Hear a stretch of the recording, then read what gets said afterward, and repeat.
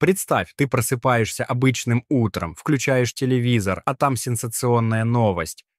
Срочные новости. Самые богатые люди мира объявили о беспрецедентном шаге. Они добровольно делятся своим богатством со всеми на Земле. Илон Маск, Джефф Безос, Бернар Арно, Билл Гейтс, Марк Цукерберг и многие другие.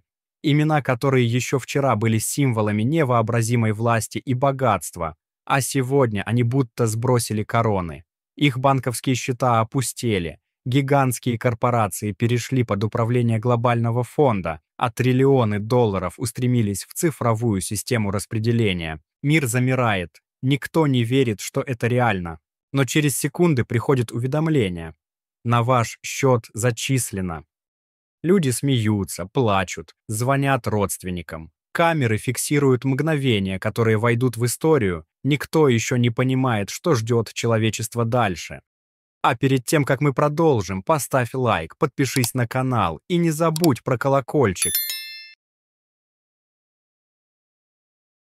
Сколько всего денег существует на Земле? Чтобы представить масштаб происходящего, давай заглянем в сухие цифры. В мире существует несколько измерений денег. Живые деньги – это наличные, депозиты и банковские счета. На 2024 год их объем примерно 123 триллиона долларов. Если разделить на все население Земли, а нас сейчас более 8,2 миллиарда, выходит около 15 тысяч долларов на человека. Все богатства мира – это не только деньги, но и дома, заводы, компании, земля, автомобили, акции, облигации. Все, что имеет ценность. Сумма этого пирога около 500 триллионов долларов. Делим на тех же 8,2 миллиарда человек. Получаем примерно 62 тысячи долларов каждому. 62 тысячи долларов. У миллиардера и у бездомного. У ребенка и у пенсионера. У жителя небоскреба в Нью-Йорке и у пастуха в Эфиопии. Все становятся равными. Звучит как утопия. Но что произойдет на самом деле? В первые часы царит ликование. В африканских деревнях семьи впервые покупают чистую воду, лекарства и одежду. В Индии люди погашают долги, которые тянулись десятилетиями. В Европе и США люди закрывают ипотеку и кредиты, покупают машины. Техника сметается с полок магазинов. В Бразилии толпы людей в фавелах празднуют. У каждого теперь есть деньги, чтобы начать новую жизнь. Кадры, которые транслируются по телевидению и соцсетям, напоминают глобальный праздник. Мир будто перешел в новую эру равенства. Но радость длится недолго. Экономика – это тонкий механизм, и она не терпит резких движений. Через несколько недель начинаются первые проблемы. Первое – инфляция. Когда у всех есть деньги, но товаров столько же, цены начинают расти. Хлеб, который стоил $1, теперь стоит 10. Аренда квартир подскакивает в разы. Люди богаче, но и дороже все вокруг. Второй кризис труда. Зачем работать уборщиком, если у тебя есть десятки тысяч долларов? Зачем стоять у станка или водить автобус? Люди массово бросают тяжелые и непрестижные работы. В результате рушится транспорт, уборка, сельское хозяйство. Третий. Крах бизнеса. Малый бизнес, который держался на дешевой рабочей силе, исчезает. Даже крупные корпорации останавливаются. Их акционеры внезапно обнулились, и структура собственности рассыпалась. Праздник сменяется тревогой. Люди начинают понимать, богатство на бумаге еще не гарантия стабильности. История уже знала попытки уравнять людей в богатстве. СССР провозглашали равенство, но вскоре появились новые элиты, партийная номенклатура. Люди имели равные зарплаты, но доступ к дефициту распределялся по связям. Китай в эпоху Мао. Миллионы уравняли в нищете, но власть оказалась сосредоточена в руках немногих. Ливия при Каддафи. Доходы от нефти делились между гражданами. Уровень жизни вырос, но система рухнула вместе с политической нестабильностью. Финляндия 2017-2018. Эксперимент с базовым доходом 560 евро ежемесячно. Люди стали счастливее, но экономика не изменилась кардинально. Вывод ясен. Деньги можно раздать, но человеческая природа и социальные структуры меняются гораздо медленнее. А теперь вообразим, что богатейшие люди решили иначе. Они не переводят миллионы на счета, а вкладывают триллионы в проекты. Строят бесплатные больницы и университеты по всему миру. Запускают глобальные программы чистой энергии. Обеспечивают интернетом даже самые отдаленные деревни.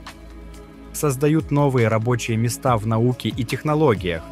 Вместо кучи денег в кармане человечество получает системные изменения, которые работают десятилетиями. Это другой сценарий, и он куда ближе к реальному прогрессу. Теперь представим самое радикальное. Все богатство – дома, заводы, земли, компании, акции – объединяют в один фонд и делят поровну. Каждый человек получает свою долю – 62 тысячи долларов. Сначала наступает золотая эра. Бедность исчезает. Все дети получают образование. У каждого есть крыша над головой и доступ к медицине. Преступность снижается. Больше нет нужды красть ради хлеба. Кажется, что человечество нашло рецепт счастья. Но проходит всего год, и равенство начинает таять. Кто-то инвестировал деньги и заработал больше.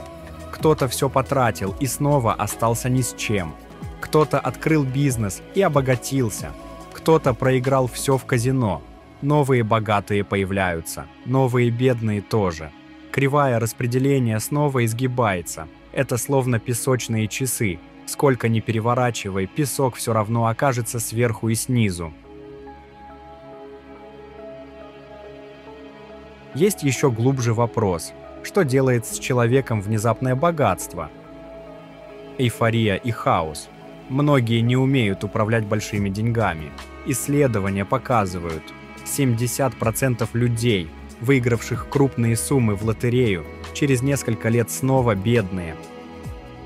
Потеря смысла. Когда борьба за выживание исчезает, многие теряют мотивацию. Зачем работать? Зачем учиться? Наступает кризис идентичности. Свобода для творчества. Но есть и противоположная сторона. Миллионы людей наконец-то могут заняться наукой, искусством, путешествиями. Может быть, именно из этого эксперимента выйдет новый Эйнштейн или новый Моцарт.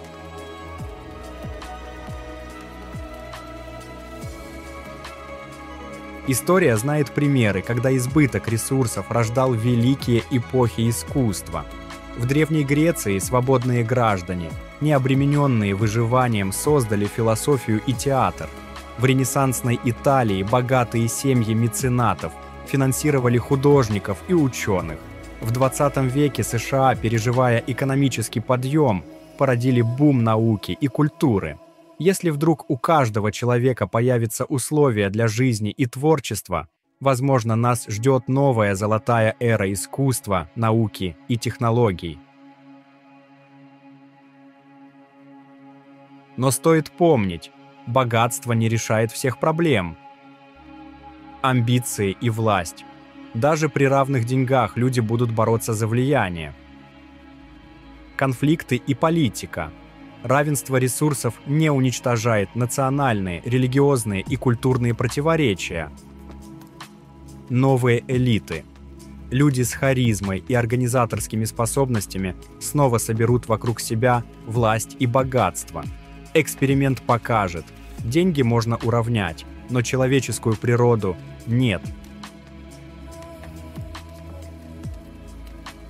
Итак, если богатейшие поделят все свое состояние, мир изменится, бедность исчезнет, миллионы получат шанс на новую жизнь, но вместе с этим придут новые проблемы. Инфляция, хаос, неравенство в новой форме. И главный вывод – настоящая ценность не в деньгах, а в шансах, в доступе к образованию, медицине, безопасности, возможностям для развития. А теперь зеркало для вас. Что бы сделали именно вы, если бы завтра на вашем счету оказалось 62 тысячи долларов, разделенных поровну со всем человечеством, построили бы бизнес, создали что-то великое или просто потратили все за год? Ответ на этот вопрос и есть настоящая разгадка того, почему мир устроен именно так. Если видео тебе зашло, поддержи лайком, подпишись на канал и не забудь про колокольчик, чтобы быть в курсе новых выпусков.